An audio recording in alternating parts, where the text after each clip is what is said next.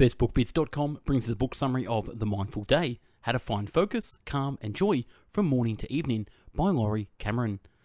For overscheduled professionals looking to incorporate mindfulness into their daily lives, this step-by-step guide draws on contemplative traditions, modern neuroscience, and leading psychology to bring peace and focus to the home, in the workplace, and beyond. Designed for busy professionals looking to integrate mindfulness into their daily lives, this ultimate guide draws on contemplative practice, modern neuroscience, and positive psychology to bring peace and focus to the home, in the workplace, and beyond.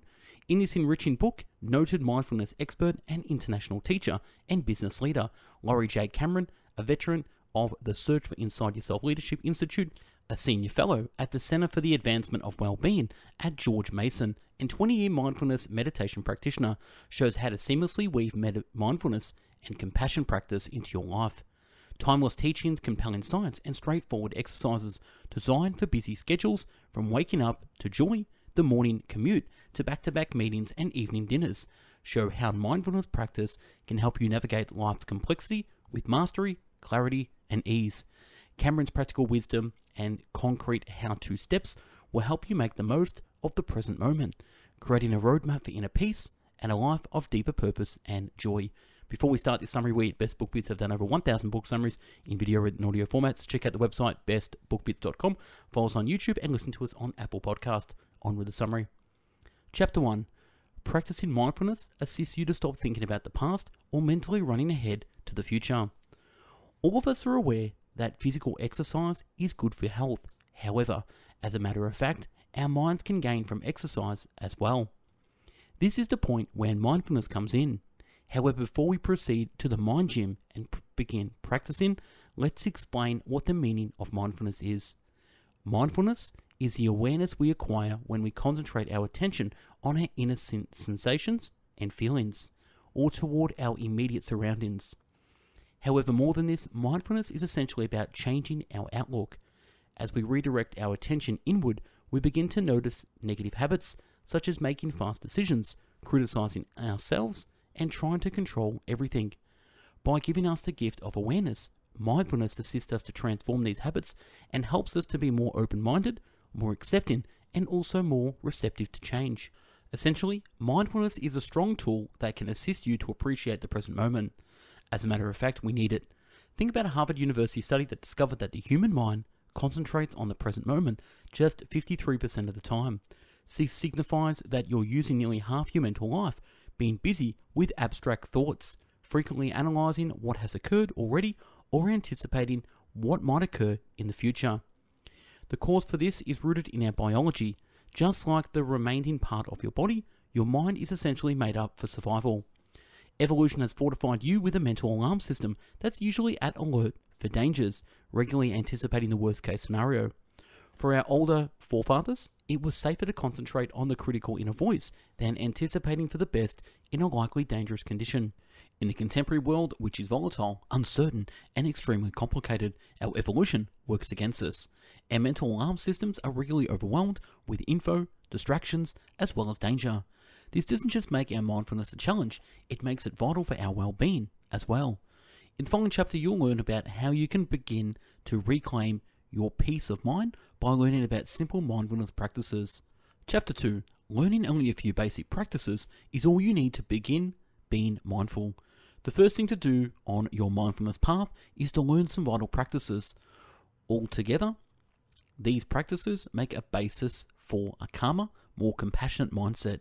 Also, they will assist you to make better choices. This is the first one, mindful breathing. This can be done at any time, anywhere. It has to be your go-to exercise when you feel as though your mind is wandering, or when day-to-day life throws a curveball at you and you have to calm down fast. Just stop anything you're doing and redirect your concentration to your breath. Concentrate on the sensation in your nose as you breathe in the air, to the feeling in your chest as it increases with your breath and then reduces again. As soon as you've followed your breath for a moment, you can proceed to a different vital practice, the body scan. In order to do this exercise, turn your attention toward the feelings in your body. Begin by concentrating on your feet and gradually change your attention up until your body. ending with the crown of your head, is any part of your body aching or tingling, feeling hot or cold. By observing these physical feelings, you'll as well becoming conscious of any emotions you're feeling. For instance, if your stomach is clenched, it probably signifies that you're feeling fear or worry. As you learn to precisely know your emotions, you can make use of them as a source of relevant information. How? Well, when you have an understanding of your emotions, you can make use of this greater awareness to make more important decisions that take you closer to the life you really want to live and the kind of person you want to be. Loving kindness meditation is our following practice. To do this exercise, concentrate on a person you know and hold them in your mind. Visualize this individual wishing you well. After, visualize yourself giving back their warm, loving wishes. Silently wish them peace, love, and joy. End the exercise by wishing these good things for yourself as well. Research has revealed that loving kindness meditation increases our compassion for both other people and ourselves. Our last practice is known as STOP, and it's particularly beneficial in stressful circumstances. As you might have thought, this is an acronym. The S represents stop, since the first step in any challenging circumstance should be just to pause and know that your emotions require some space.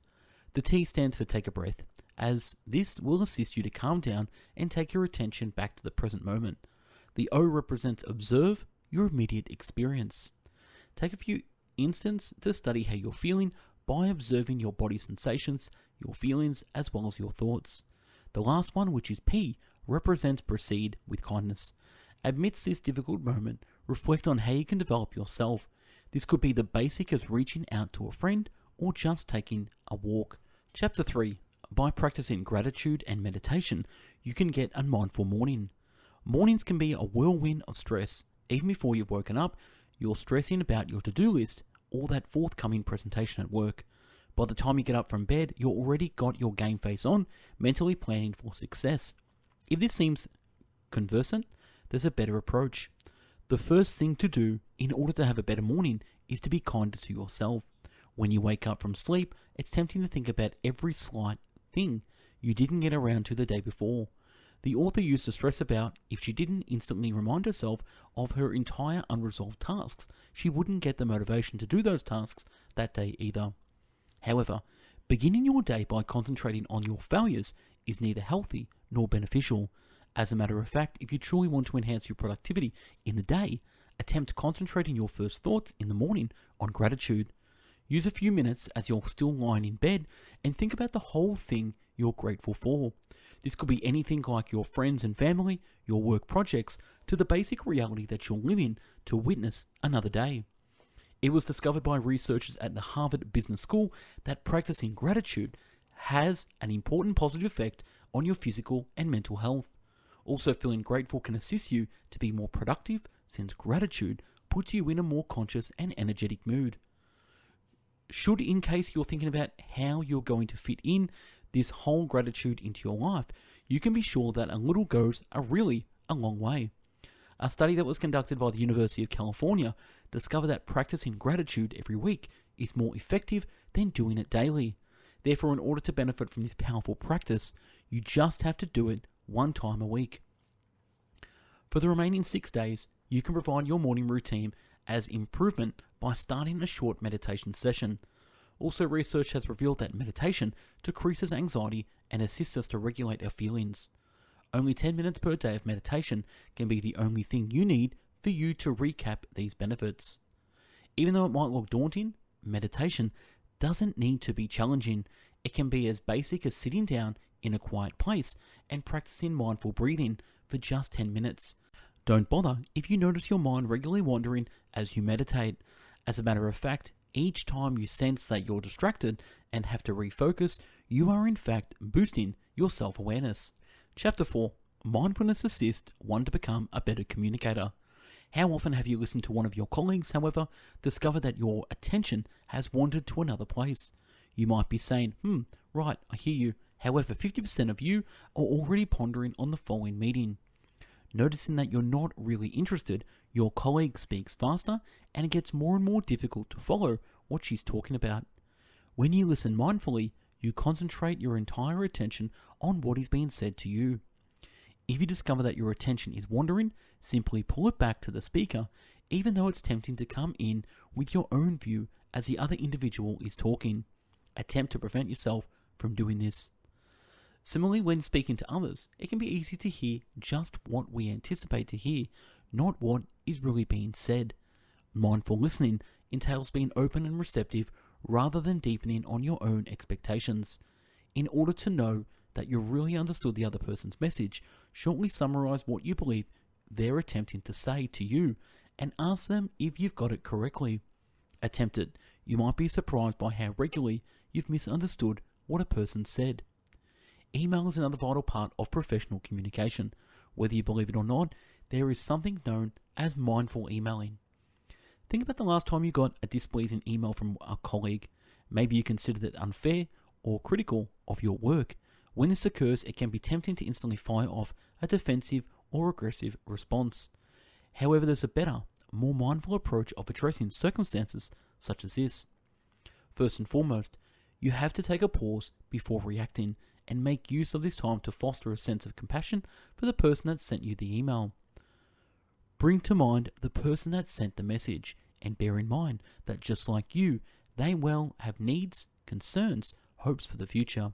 Attempt to put yourself in their situation and question yourself what they might want from you at that moment. As soon as you're in a kinder mindset, respond to their email in the spirit of openness as well as collaboration. Writing emails that are kinder might not look like much, however it can have a huge effect on your workplace. As a matter of fact, research conducted by the University of Michigan has discovered that greater compassion at work brings about reduced staff turnover, more collaboration, and more dedication to the organization. Therefore, before you press send, take a minute to think about everything you have to gain only by being nice. Chapter 5. Your spare time is a valuable resource, and you shouldn't waste that time. Do you get the best out of your weekends? As a young kid, you most likely had no issue making the most out of your spare time. However, as an adult, it can be a bit more difficult. Rather than spending the time with our friends or intentionally having fun, we usually waste our time off, sitting on the sofa and going through the internet from our phones. Instead of seizing the day, we're allowing it to slip away. But the good news is that making the most out of your leisure time doesn't need to be difficult or costly. As a matter of fact, it can be as basic as turning off the TV and taking a mindful walk. This practice entails concentrating your attention on the basic act of walking.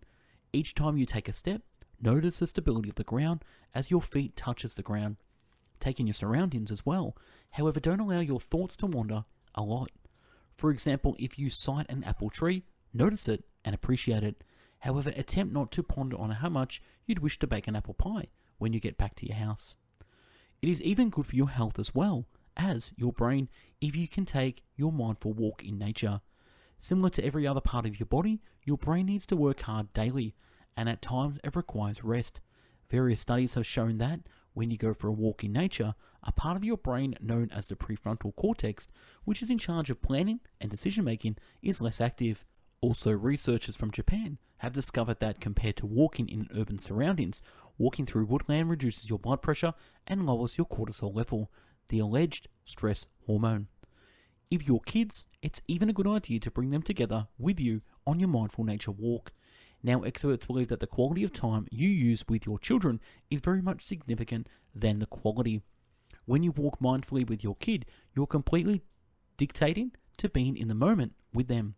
Also, to your kid, whenever they have your complete undivided attention is possibly the highest quality of time of all. Furthermore, kids love it when adults share in their sense of wonder and awe of the natural world. Therefore, if you've got a child present in your life, make a date to spend your following weekend together with the child, relishing the trees, the sky, as well as the sun on your face. Chapter 6. Hugging meditation assists us to show that people we love, that we care about them. When the husband of the author gets home from his workplace, there's a family member he can usually depend on to give him a warm welcome, his golden retriever, Bo. Anytime he hears the door, Bo hurries over, barking his excitement and wagging his tail. Dogs such as Bo find it easy to show their love.